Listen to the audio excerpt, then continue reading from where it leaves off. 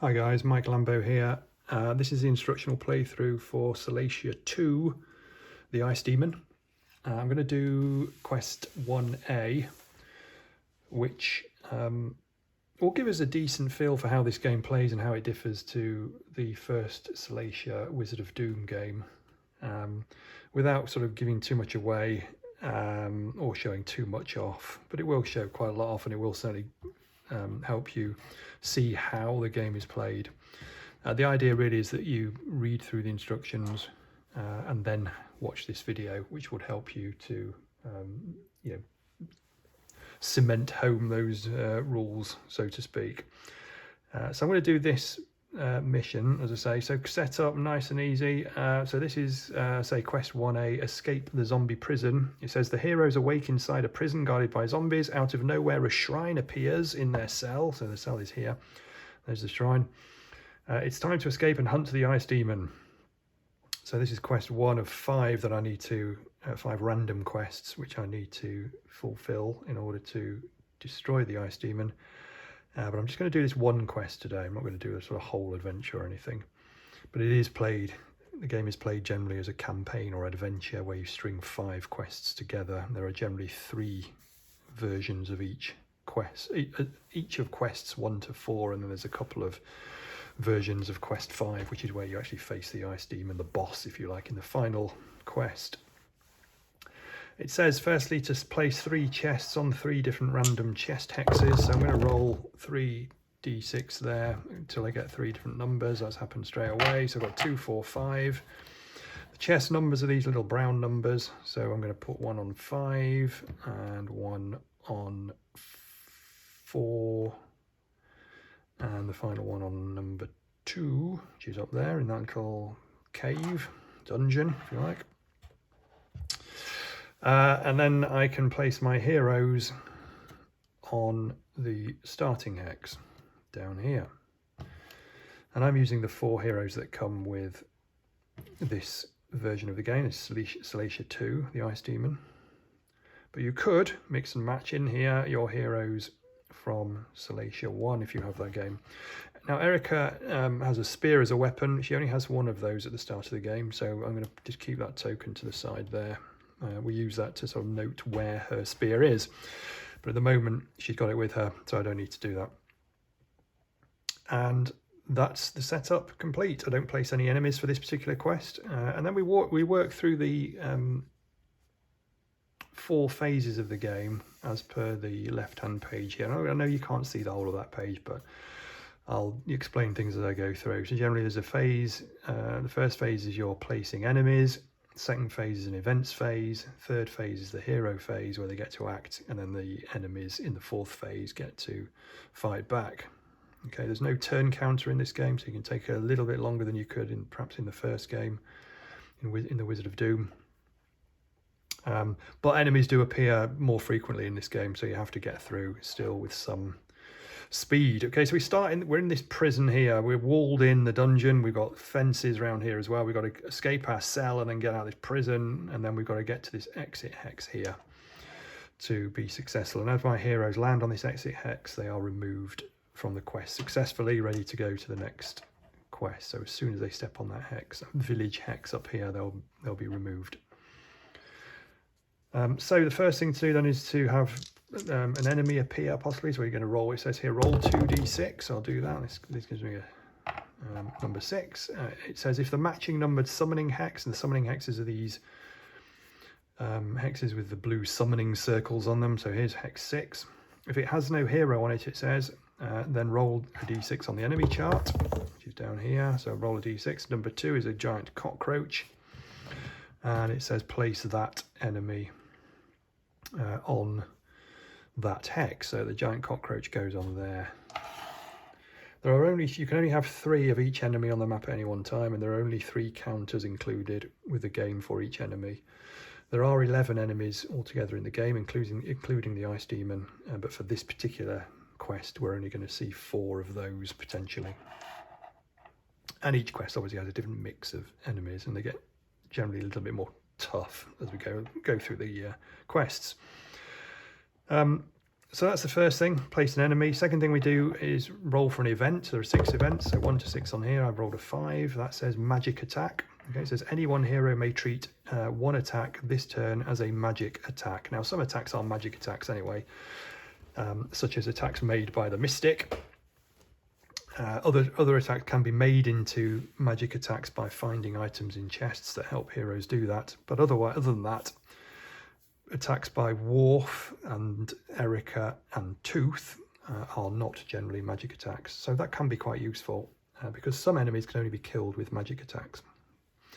The giant cockroach is not one of those, so we don't have to worry about that this turn. So that event basically won't apply this turn because we don't need to use the magic attack. We would then remove any dizzy markers for the dizzy spell if there was one, but there isn't anything like that at the moment, so we don't do that. So then it's the hero's turn. We can each hero can perform 2. So we've got 4 heroes here, as I say. We've got Worf here, who's kind of your typical fighting hero. He has an attack of 8+, that's 2 dice. He needs to roll 8 or more to be successful, and he has a defense of 5+, so for every hit he suffers, he gets to roll 1d6. And if he gets 5 or 6, then he would save that particular hit against him. Tooth is this kind of beast here, some sort of saber-toothed tiger type thing. He attacks with his jaws and claws, so he's fairly powerful. His attack is 7+, and they should say they both have range 1, those two. As does Erica generally, so her attack is 9+ with 2 dice, so quite a weak attack, but that's her sort of always available dagger attack, if you like. She can also attack by rolling, by using her spear, which has a range of 1 to 3, so fairly long range weapon. She can throw that considerable distances, and that attacks at 6+, so the best attack there is that the heroes have. But when she throws her spear, it stays where it lands. Whether it hits or not, it stays in the hex where the target was. And she has to retrieve that before she can use that again. In fact, Tooth can retrieve that for her. As it says next to Tooth here, can carry any number of spears. So that can be quite useful as well. We'll see how that works possibly as we go through. The Mystic doesn't have a range attack or defense. Sorry, Tooth and Erica don't have defense either. They can get defenses by finding them in chests, but at the moment they don't start with any defense, as doesn't the Mystic. And the Mystic also has no range and no attack because she doesn't generally have a weapon, but she does have the Lightning Bolt attack spell, which is a range of 1 to 3 and 6+ attack. So she can use that, and that is a magic attack. She can also find another spell called Zap, which is a ranged 1 to 2 attack at 8+, but she does need to find that before she can use it. All her other spells are generally sort of defensive based. They're about positioning other heroes, making enemies dizzy so they can't attack so well, or healing up her and her colleagues. So she is a little bit more, as I say, defensive than perhaps the mage was in the Wizard of Doom in the original game. So they all get to do 2 actions, but they can all only do the move action once. And the Mystic can only cast spells once per turn. But apart from that, generally the heroes can attack once or twice and interact once or twice. Interacting means with chests and shrines, and we'll see how that works as we go through. So let's start, and then we can explain everything else as we go along. So I'm going to activate these heroes one at a time. I must complete the activation of one before moving on to the other, and I'm going to start with, it doesn't really matter, let's start with Erica. So what she's going to do then is move to this shrine. You can't pass through these dungeon walls, so she's going to move onto the shrine, and then she's going to interact with the shrine. There's a little shrine chart here. What she's really looking for is a transfer, which allows her to transfer to another shrine. So to get out of this cell, she needs a 1, 2, or 3. She gets a 3, and therefore she can transfer. I'm going to put her onto this shrine here, because the cockroach is lurking around that one over there, and I don't want her to be attacked just yet. I'm going to do the same with Tooth, so he's going to move onto the shrine, and then he's going to interact. He gets a 2, so he's also going to sort of whiz over here. Okay, so this transfer thing doesn't need line of sight or a clear pathway. It just kind of maps like a teleport, if you like, I guess. Then I'm going to do Worf, who's going to move there and interact. He gets a 4, which doesn't unfortunately allow him to transfer. He could heal himself up if he was injured, but he's not, so he's stuck in the cell for a bit longer. And the Mystic's going to do the same. She's going to move there and then roll a 5. So she also gets to heal, but that's no use. Doesn't get to transfer. So I've got 2 out so far in the first turn. So then we come down to the enemy phase here. The enemies activate in the order they're listed in the chart. So any flying beetles here would go first, giant cockroach next, then the lizard archer, and then any zombies that were on the board. We've only got a giant cockroach, and it says if not adjacent to a hero with line of sight, in other words to whom the cockroach would have line of sight, but there's no adjacent hero anyway, then move randomly. So we roll a d6, get a 5, we check the chart at the top right hand corner, and 5 takes them down in that way, so the cockroach moves down onto this chest hex. And then it'll attack every hero at range 1, and there are 2 heroes here at range 1, but they are fortunately through this dungeon wall, which blocks line of sight, and all attacks need line of sight, and therefore the cockroach cannot attack them. So that's the enemy turn, and then we're back to the top. And we start again, so we roll 2d6. We get a 4 this time. The hex is here on this hill. These are hills, by the way. These are higher ground, I should say. Well, they're actually officially called, so they're a bit higher than the ground around them. They give attacking advantages to anyone on there. So this 4, we roll a d6 to see what's coming. It's a 2, and that is another giant cockroach. So let's get another one out. That also goes there, or it goes there, I should say. And then we roll for the event. It's a 4, and that's a vanishing chest. Okay, so it says roll d6, and then if there's a chest on the matching chest hex, then the chest is removed. It disappears or vanishes. So we're going to roll a d6. Remember, we're looking at the little brown numbers here. We get a 6, which is down here, and there was no chest placed on there. So fortunately for us, no chest disappears. Chests are where we're going to find the upgrades, items and upgrades that our heroes use to improve themselves for the tougher later quests. So back through to us again then. So I'm going to start here by, I think actually what I'm going to do is move Erica here. So she can move, remember she can only do the move action once, and generally when heroes move, they move 1 hex. So Erica moves 1 hex to this chest, then she's going to interact with the chest. Now there's a chest chart here. So there's 1, 2, 3, 4, 5, 6. I'm going to roll a d6 to see which one of those applies. I get a 5, so I'm over here on the 5, 6. And if I look down here, I'm looking for Erica's item, which is in orange, and it also has an E there after her name. So, after the item. So she's found the fast boots. So we're going to take those fast boots and place them over here to remind us that Erica has those fast boots. And that allows her now, when she does her move action, to move 1 to 2 hexes. So she's suddenly a bit faster. But she's already moved this turn, she can't do that again. She's now interacted. The chest disappears. You can only find 1 item in each chest. As soon as you've opened them, they're gone. And remember that if Erica now opens a second chest, if she rolls 5 and 6 again, the chest is deemed to be empty because she's already found the fast boots, and the chest would disappear and it's wasted. So usually it's best to try and level up your heroes, pretty equally. Obviously, if these 3 guys open a chest, they're going to find something, whereas Erica only has a 2 in 3 chance of finding something. So it's just a bit of strategy, I guess, to think about. So Erica's gone there. Tooth, I'm going to leave, I think, just for a moment. Let's do Worf. He's going to interact with the shrine. He gets a 3, which means he can transfer out. And I'm going to take him over here. Yeah, I'm going to take him over here where Tooth is. And then the Mystic is again, she is going to interact with the shrine. She fails, she gets a 6, which actually resurrects. So she could actually resurrect one of her fellow heroes had anyone been killed yet, but she can't do that obviously because no one's dead yet.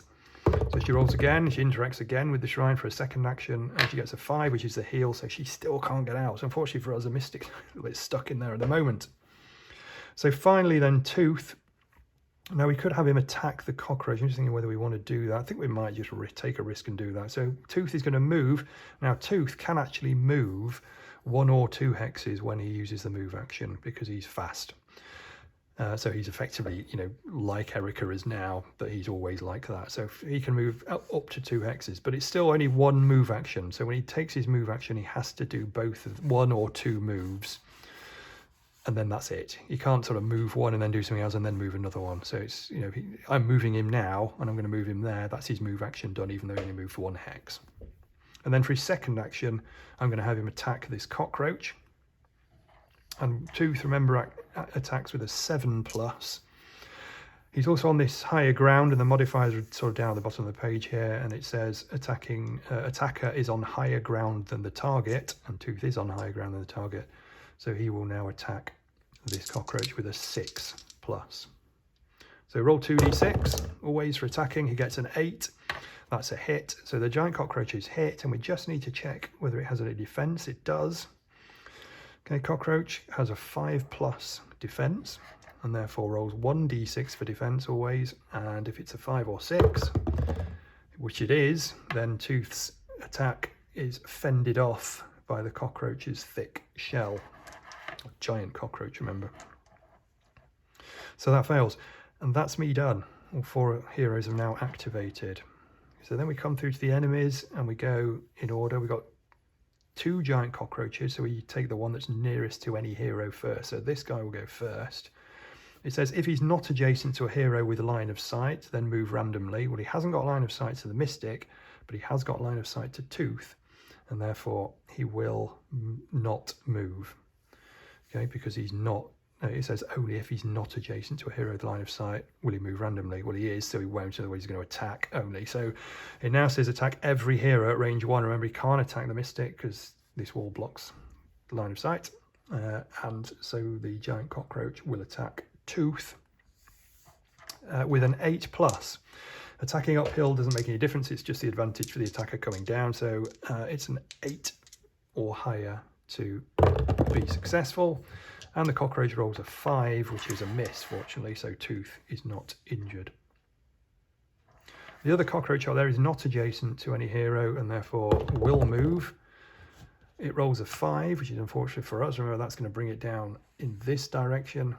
It is now adjacent to Tooth, and it will therefore attack him again with an 8+. And fortunately rolls a 7, which is a miss. That's the end of the enemy phase, and we're back to the start, and another enemy. So you can see how the enemies are mounting up fast, and we need to, be aware of that and try to get rid of them as soon as we can. This time it's hex number 8, which is up here, and we're going to have a zombie appear. So place a zombie on hex number 8 over there. Then we roll for the event. That's a 2, and that event is called Icy Ground. Icy Ground. It says heroes cannot move from a snowy hex. Okay, they can still teleport, push, and transfer. Okay, which we know about transfers, but there's the spells. We'll see when we come across those, but they could still be done. But they can't move off a snowy ground. And the Mystic's not on snowy ground. Snowy ground is just the very obviously white hexes, okay, including those with trees on them. So these very white, so not the higher ground, not hexes in dungeons, not building hexes, but virtually everything else is snowy ground. So that means that Tooth is okay then, So Worf and Erica cannot move this turn. So what I'm going to do is put that event dice next to them just to try and remind me that they can't move. But Tooth can move. He can't move from a snowy hex, so he could move 1, but then he wouldn't be able to move again because he's now on a snowy hex. So because he usually could move 2, but he could only move 1 in that case. But he can at least move. The Mystic could move, and she doesn't want to move because she's on a shrine, but she can also transfer out of there, which she could do anyway, of course, even if she was on a snowy hex, because it's what it says on the event itself. So that's the event done. So through to my turn then. Let's keep trying to get this Mystic out. So she's going to try the shrine again. This time she gets the 3, so she can move out there. And she is going to move, or transfer, I should say, to this shrine over here again. Then she is going to question whether she needs to cast a spell or not. She's not going to cast a spell because there isn't a great deal. She hasn't got line of sight to any of the enemies. Line of sight in this game works the same as it did in the first Solacia game. So it runs only along the straight lines of hexes from your own hex, from this hero's own hex, to keep it nice and simple. Okay, so you can't. So these guys here could never see this. Even if this high ground wasn't there, these guys could never see this giant cockroach because it's not on one of those straight lines. Just like it can't see them. Neither could they see this one. Erica can see this one because it's on this straight line of hexes here. Okay, generally works pretty well. It generally keeps things nice and easy, as I say. So Mystic hasn't got a line of sight, so there's no real spell she can do. Nobody needs healing around her or anything, and they have to be on her hex for that anyway. There's not really much else she wants to do. She could teleport herself to another shrine, but there's no point doing that. Now you're a bit careful in this game. In the Wizard of Doom, you could kind of just, freely throw that cast die and then just have a quick check as to what you could do with it. But in this game, you need to be a bit careful because if when she's casting she rolls a 1, her spell attempt does backfire and she suffers an 8+ attack on herself with no defense and no modifiers. So you just got to be a little bit careful. You only need to be casting with a Mystic. So rolling that die to see how many spell points she gets, and we'll see exactly how that works in a minute. But you only want to do that when you know that there is something that she can do that's useful. So I'm not going to do that with her. So she's teleported out, or transferred out, I should say, from the shrine, and then I think that's all I'm going to do. Or am I going to move her? No, she can't move. Of course, she can't move now. She's on snowy ground, so she can't move. Erica can't. Worf can't move, and he can't attack, so he's done. Erica, or they could transfer. You could do a shrine. No real need. Erica can't move, but she can attack this giant cockroach. I think we'll do that just so we can see how Erica's attack works. So remember, this is going to be a spear attack, so that's range 1 to 3. So this is 2 hexes away, 1, 2, and it's a 6+ attack. There's no terrain that changes that. However, Tooth is adjacent to the cockroach and therefore causing a distraction, which increases or improves Erica's to hit by 1, so she needs 5+ with her 2 dice, which is a pretty good shout. She gets 11, so her spear comes over and hits the cockroach, but we do need to test the cockroach has, remember, a defense of 5+, and it gets a 6. What a nuisance. So it's now saved 2 potential hits, and Erica's spear unfortunately remains where it is, as it would have done anyway even if it had hit it. But it doesn't, obviously you can't retrieve that because heroes cannot move into the same hex as an enemy, just like enemies generally can't move into the same hex as a hero. So retrieving that spear is now problematic. We haven't done Tooth yet. I'm a bit nervous that he's next to both of these cockroaches. He keeps getting attacked by them. I could move him here,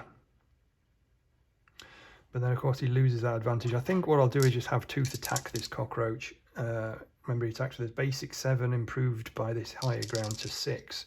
So 6+, and unfortunately he's missed with a 4. That's terrible. And that's us done, I think. So through to the enemies, we're going to go with the cockroaches. They're both adjacent, they're both the same distance from their nearest hero, so we get to choose which one. It doesn't really matter. We'll go with this guy first.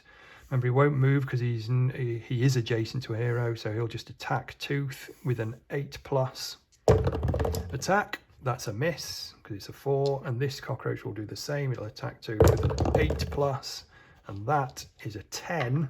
So he has hit Tooth. Tooth has, at the moment, no defense because he hasn't found his special chain coat that he can find in a chest. Hasn't found that. He hasn't got the defense. So Tooth is injured by that hit. So we're just going to replace him out for the injured Tooth counter. Or if you're using different counters or your own, whatever you're using, just mark them with something to show they're injured. And then we've got this zombie next on the list, final on the list is zombies. So zombies here work slightly differently. They says if not adjacent to a hero, so again, if it's adjacent to a hero, it won't move because then it will be able to attack that hero and it will do so. But if it's not adjacent, it will move straight towards the nearest hero in line of sight. So remember, its line of sight runs along the straight lines of hexes emanating from its own hex like this. Okay, and we need to assess whether any heroes are in that line of sight. Now, higher ground blocks line of sight, so he can see through this fence, but he can't see through this hill. There's no one there anyway. He can't see through this hill. You can see up there, you can see there, you can see there. You can't see into this dungeon because of this wall. So there is no hero in line of sight. If there was a hero in line of sight, he would then simply move straight towards it, and that's it. And that would be the case even if, you know, if the hero was on this hill, he would try to move straight towards it. He couldn't in that case because he can't move through the fence, but he would try to do it and then he would just stop. He wouldn't move towards towards another hero that wasn't in line of sight anywhere. And he wouldn't even move towards a hero that was in line of sight, but sort of near, you know, if he was here and there was a hero here and a hero here, then he will always, sorry, let's put him, where can we do this? Say there was if there's a hero 3 away and a hero 2 away, he will always try to move towards that nearest hero, even if he can't. Even if there's another hero in line of sight, which he could move towards, he won't do it. He will always try and he just fail. Because zombies are zombies. You've all seen, you know, zombie films and stuff. If they see someone, they want to move towards them, and that's usually the nearest person. And they don't understand that they can't get through this fence. They just keep, you know, do banging onto it like that. So that's how zombies work. But he's got nobody in the line of sight, so he won't even activate here. Okay, that's the enemy phase. So then we're back to the start again, and these enemies are getting a little bit keen. So he rolled 8, so we have back on this hex again, and the fact there's an enemy on there doesn't stop another enemy appearing. It's a 5, so that's another zombie. So we'll place that one on there as well. So now I've got 2 zombies on hex number 8. The event for this turn is 1. That is summon. It says repeat the enemy summoning phase above. So we do it again. It's a 4. So up on this hill again. And we have 3, which is a lizard archer. On it goes.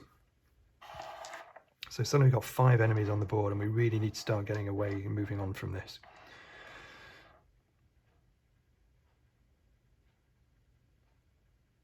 So let's think what we're going to do here. I think what we're going to do is move.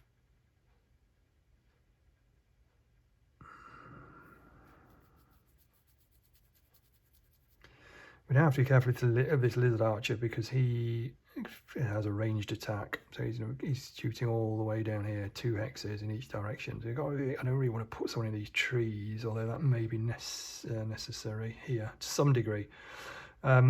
Erica also needs to get this back, really. So we want to get rid of this guy. I think I'm going to move the Mystic to here. No, I'm not. I'm going to move the Mystic up onto this hill, onto this higher ground.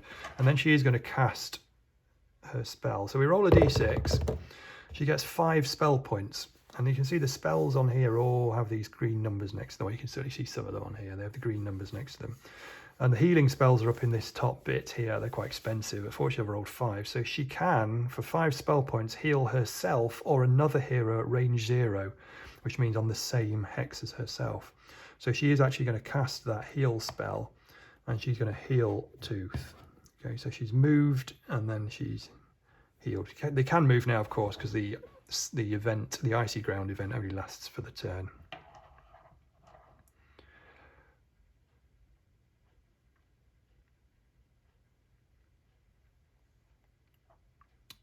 Okay, Tooth himself is now, is he going to, no, what we'll do is we'll move Eric, let's move Erica in here because she can provide a sort of distraction for this cockroach. She's going to move there, and then she can try and attack this actually, because she can use her sort of always available dagger attack, which is 9+, but that'll be reduced because there are actually 2 heroes here adjacent to this cockroach who are causing this distraction, so therefore she is reduced to 7, so it's quite useful.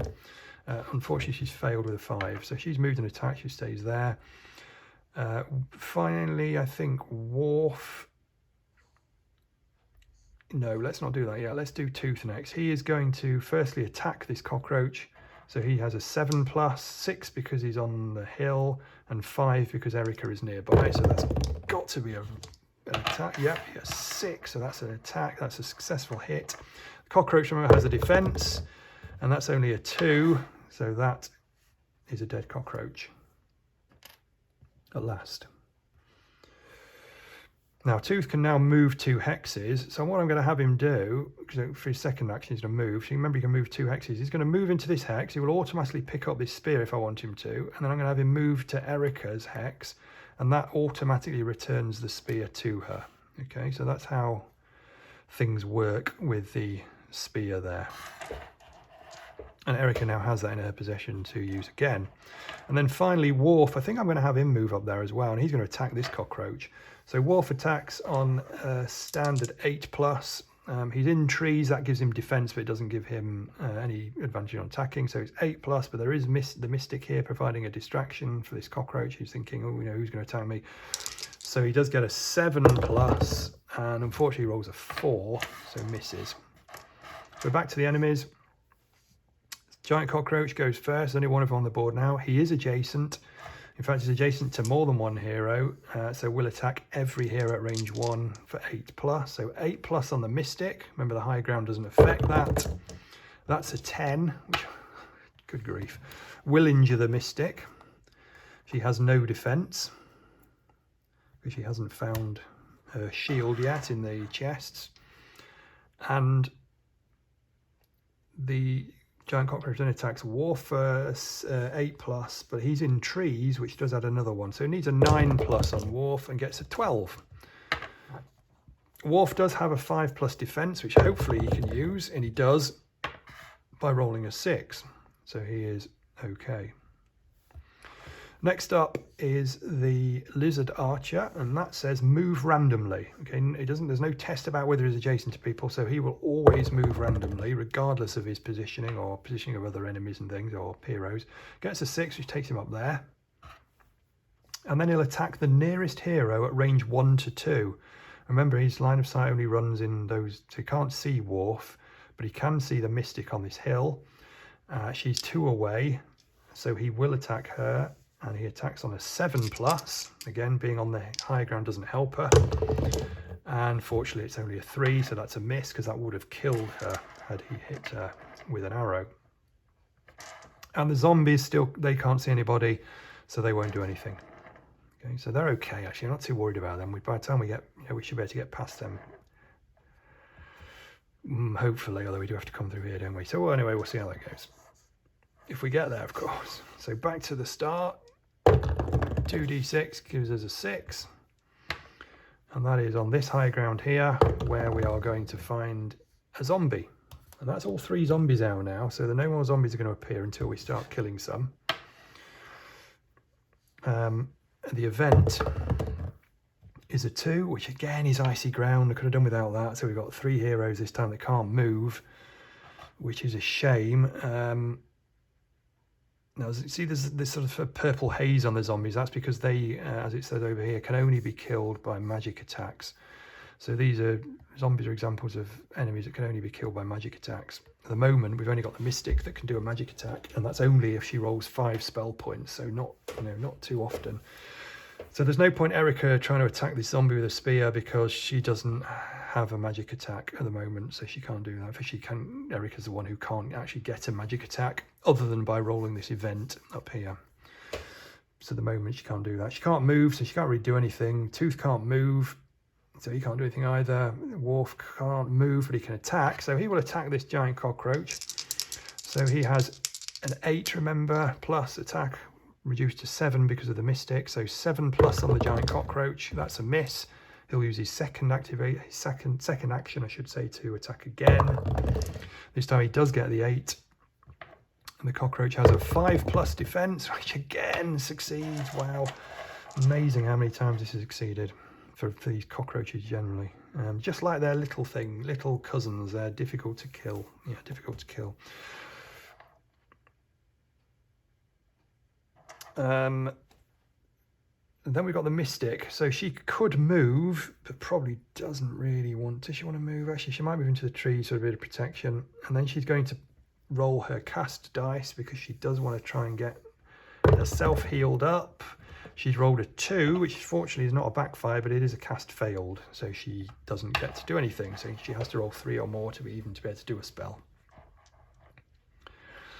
That's the end of the hero turn. So let's whiz through these enemies. We've got a giant cockroach here who is already adjacent to hero, so that's going to attack both again. So Wharf for 9+, because he's in trees, remember. Mist and Mystic for 9+. Oh, it's a 10 disaster, so that kills our Mystic. And the game suddenly gets harder because we've lost a hero, and the Mystic is a pretty useful hero as well. So we could do the resurrecting her when we can. What else we got on here? Lizard Archer, remember, always moves randomly. That's a 6. It's going to go up there. God, I'm not having much luck here because it can now attack Wharf. It'll attack with a 7+, 8+ for the trees. That's a miss. Zombies, these two still can't see anyone. This one can, of course. And this is a shame because I would have moved these out of the way, but because I got the snowy ground, or icy ground I should say, event, they couldn't move. This zombie can see these two heroes. They are the nearest in line of sight. In fact, the only ones in line of sight. So it will move straight towards them there, and then it will unfortunately attack every hero at range 1. So they're usually quite easy to avoid, but on this occasion not.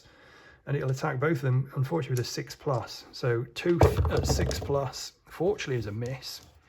And Erica at 6+ is a hit. She has no defense. My heroes are weak at the moment. I need to get them strengthened. But I can't get to this chest because enemies keep landing on it. So she is injured.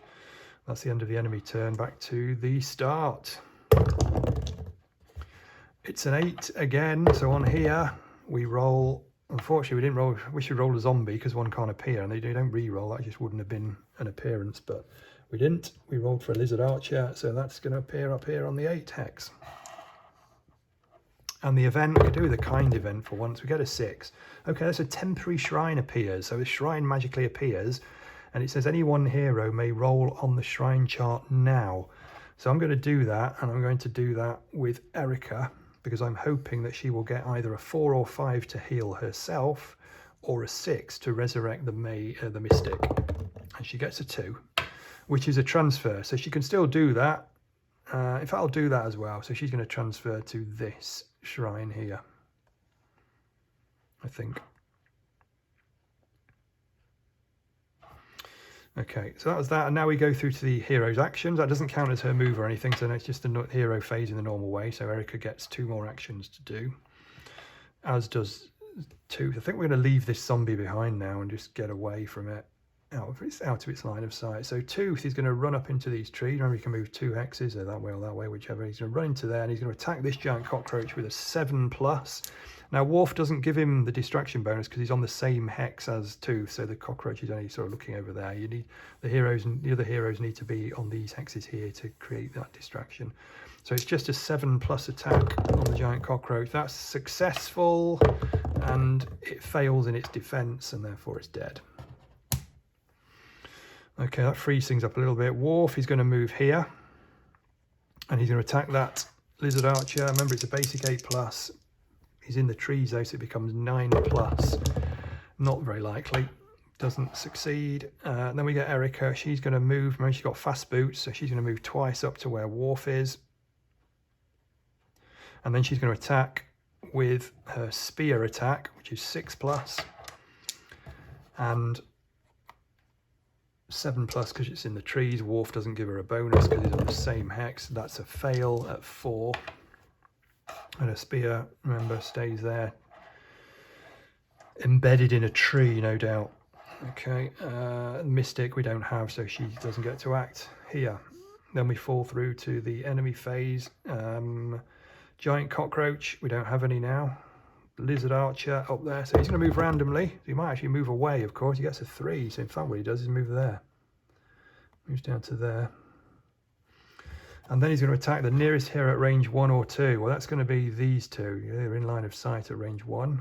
So Erica and Wharf. And then he's got a preference order here, and he prefers Erica before Wharf. So he'll fire his arrow at Erica. He attacks on a 7+. There are no modifiers there, and that's a hit. And they are throwing rather well for my liking, these enemies, because they've now killed Erica, who has no defense.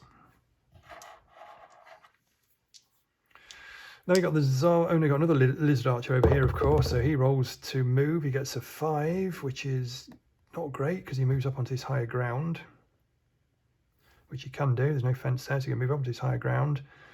And then he will attack the nearest hero in line of sight. Well, Worf's not in line of sight because he's not on a straight line of hexes like that and that, but Tooth is. So that's a 7+ attack. It's reduced to 6 because he's on higher ground, but it's increased back up to 7 because Tooth's in the trees. And that is a 4, which fortunately is a miss. Sorry, I should take Erica's spear off at this point because she's dead. When she's resurrected, she comes back in her base state, which means she'll have her spear with her, but she does lose the fast boots. That's a shame, I forgot about that. Yeah, she loses the fast boots because she's been killed. She'll need to find them again in a later chest, which means at the moment, again, none of my heroes are upgraded, which is pretty awful. Usually you get through these first quests and you've got, a couple of upgrades, a full party of heroes, maybe 1 injury or something, but I've lost 2 heroes and no upgrades. Pretty awful game so far, to be honest. These 2 zombies won't move, so they can't see anybody, nor will this zombie now. This higher ground is blocking line of sight to Tooth, so this zombie won't move now either, just stand there like zombies do. That's it. Back to the top. We have to get out 11. Where's that? Over there. So over here we're going to have a zombie appear, but that won't appear because there's already 3 on the board, so we don't get another enemy, which is good. The event this time is a 1, which is another summon, so we just repeat that. We get 11 again over here, and in fact we get another zombie, so again it won't appear. So that's quite lucky. Back to me then. Now we've got enemies blocking the way now. We've got a whole wall of enemies we can't actually get out, so we need to do something about this. So I think what we'll do is have Tooth move 2 hexes up into these trees, and then he will attack the lizard archer for 7+, and Worf is distracting, so it's going to be 6+. That's a kill, and the lizard archer only has a 6+ defense, which it fails. So it's dead. And then Worf is going to move here, and he's going to attack this lizard archer with his 8+ attack. That's an 8, and the lizard archer's defense fails, so that's dead as well. So a little bit luckier that time, a bit more better dice rolls for me. They balance out, don't they, over the course of a game, dice rolls, I always think, if you're doing enough of them. Yeah, you can be unlucky here and unlucky there, but you'll be, generally across the quest, certainly across 5 quests, it's going to balance out. So if you lose, don't blame the dice. That's the end of my turn. Back to the enemies. Nothing happens because no zombies can see anybody, so that's good. So we're back to the top. We roll a 6. That's down here. It wants to produce a zombie, but it won't because there's already 3 on the board. So again, that's good news. And the event is a 5. So we do get a magic attack this turn if we want one. And I think we're going to do that. Oh, it's just problematic though getting through here. We're going to have to take some risks, I think. So Worf moves to there. And then he's not going to attack because he hasn't got a magic attack, and I'm not going to use that. I'm going to use the magic attack for Tooth because his attack is better. So Tooth then moves over here, and he is going to attack. I suppose I could have moved Worf up here to give a adjacency bonus, distraction bonus, but I want to get out soon, so I'm going to put them there. Tooth is now attacking with a 7+. He's using the event to make his attack magic. So 7+ on this zombie. There's no other modifiers. That's a 7. Whew, just. And zombies fortunately have no defense. So we just rip it to shreds. And that's the end of my activation. We go through to the enemies again. This zombie can't do anything. This zombie does have, it says if not adjacent, then try to move. But it is adjacent, of course, with line of sight. So it will now attack every hero on a 6+. So Tooth gets attacked and he's hit.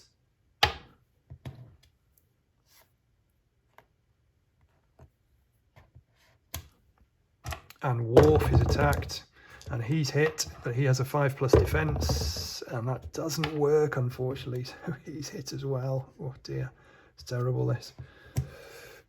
I know what my priorities for the next quest are going to be. healing up and resurrecting. Get to some shrines quick. That's the end of their turn. Back to the top. We roll a 10 right down here, so that's probably not going to bother us. That's a 3. Lizard Archer appears down here. The event then is a 5, and that's a magic attack. So there's no point. I mean, we could attack. It's my turn now. We could attack before we leave, but there's just no point. We might as well just move off. So they both move off. Remember, well, one at a time. So Worf activates first. He moves, and as soon as he enters the exit hex, he's through. Tooth moves in there, again, removed as soon as he enters. So he's up there. So that's the end of that quest. I'm successful. I've won it, as you would expect for quest 1. And these things get harder as you go on. But I've paid a price. I've lost 2 heroes, and I've got 2 injuries. As I say, that's not typical. Usually I can get through these first quests with 3 or 4 heroes alive, certainly, and usually only maybe 1 injured, and also a couple of power up. Usually you can open a couple of chests, and you've got power. You've got your items or your upgrades, power ups, call them what you will. It just didn't really happen for me, did it? I found the fast boots, but Erica got killed, so she lost those straight away. So that's the end of that quest. That's all I'm going to do, I think, for the instructional playthrough, because I think the rules are fairly clear. I'm sure, once you've got the game, you've read the rules and watched this, you had a game or two, you'll pick them up dead easy. What you would now do is roll on this little chart here. So you roll a d6. That's a 4, so 3 to 4 tells me to go to quest 2B, and I would simply leaf over to 2B, and next up would be this quest, which is run. And we are literally running we've escaped from the prison, now we're running away from that, putting as much ground between us and the enemies as possible. So you can see this one has a couple of dungeons to get through, some water, you can't enter the water, so you've got to go through one of these dungeons up to the exit hex over there. It's slightly different in terms of enemies here, very different. You've got bombs, which appear on hexes and remain there. You can't remove them, you can't attack them, but randomly they will explode. So you've got to either wait for them to explode and then move past them, or just keep well clear of them.